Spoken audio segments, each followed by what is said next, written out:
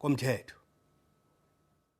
Unxweme lwaseFalls Bay luqhele ukutsala umdla wamawaka ngeli xesha enyakeni, kodwa ngoku kukhangeleka ngathi abahlali kunye nabakhenkethi bathobela umthetho wokuba kungayiwa elwandle.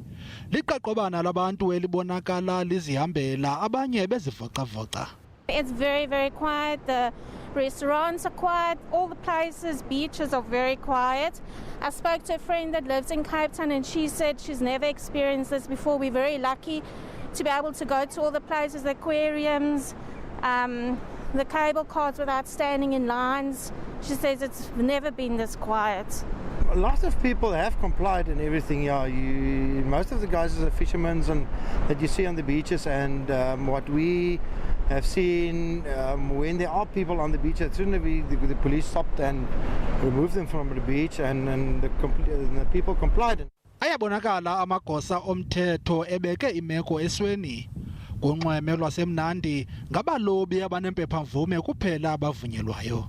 There was a minor incident yesterday, however, in Kommetjie Beach, where the kite surfers were caught surfing, and the authorities responded after the dispatch, and they warned all of them. They were given warnings in terms of breaking the regulations.